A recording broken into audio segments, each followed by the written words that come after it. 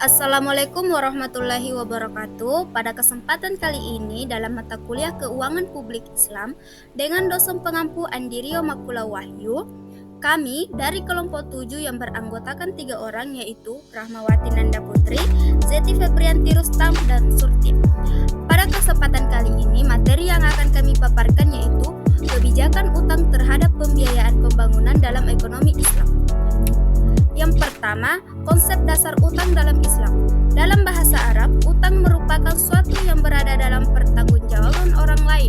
Utang disebut pula dengan wafsu adimah atau sesuatu yang mesti dan harus dilunasi atau diselesaikan. Selain itu, utang memiliki makna sebagai pinjaman atau memberikan pinjaman. Di dalam hati mensyaratkan peminjaman dalam jangka waktu yang telah disepakati, akan tetapi berbeda dengan qadar yang tidak mensyaratkan peminjaman dalam jangka waktu tertentu. Selanjutnya, selain akad yang terdapat di dalam utang piutang, terdapat pula 5 implikasi hukum dari sebuah akad utang piutang, antara lain.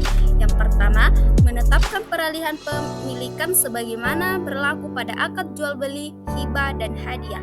Kedua, menyelesaikan utang piutang dilakukan di tempat akad berlangsung kecuali tidak membutuhkan ongkos dalam melakukan akad di tempat lain. Ketiga, muktarid, wajib melunasi utang dengan barang yang sejenis objek utang atau barang yang senilai dengan objek utang. Keempat, jika ditetapkan jangka waktunya atau jatuh temponya dalam akad, maka muktarid tidak berhak menutup pelunasan sebelum jatuh tempo. Dan yang terakhir, apabila sudah jatuh tempo akan tetapi muktarid belum mampu untuk melunasi, maka hendaklah untuk memperpanjang waktu pelunasan. Selanjutnya, utang negara. Menurut Undang-Undang Nomor 1 Tahun 2004 mengenai pembendaharaan negara dijelaskan bahwa utang negara ialah jumlah uang yang wajib dibayar pemerintah pusat atau kewajiban pemerintah pusat yang dapat dinilai dengan uang berdasarkan peraturan perundang-undangan yang berlaku, perjanjian atau berdasarkan sebab lain yang sah.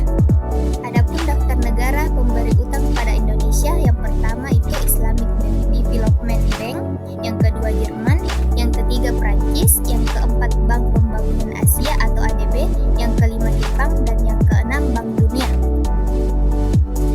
Selanjutnya, alokasi utang negara Republik Indonesia.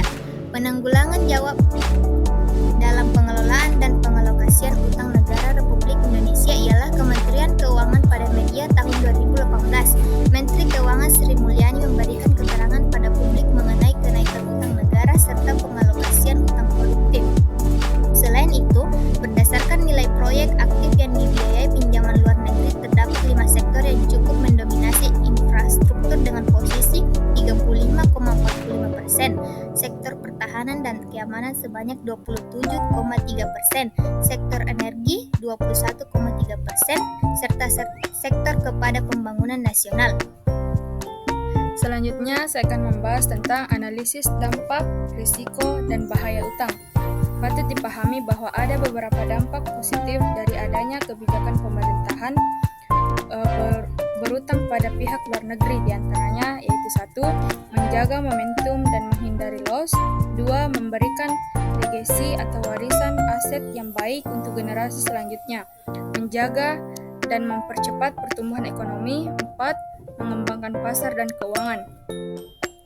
Adapun solusi terhadap utang dalam perspektif Islam, mencegah akibat buruk dari utang luar negeri, yakni riba, solusi dan dari jeratan utang negeri antara lain 1. Konsep musyarakah atau syirkah, penggabungan dana dari 2 pihak atau lebih yang bertujuan untuk mendapatkan laba.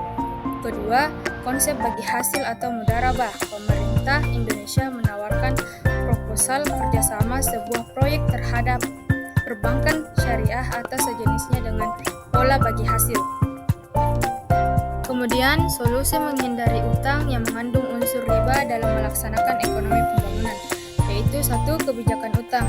Jika dilihat dari struktur ULN yang sehat tersebut, produk domestik bruto atau PDB pada akhir Januari 2021 yang ditetapkan terjaga di kisaran 39,5%, relatif stabil dibandingkan dengan rasio pada bulan sebelumnya sebesar 39,4%.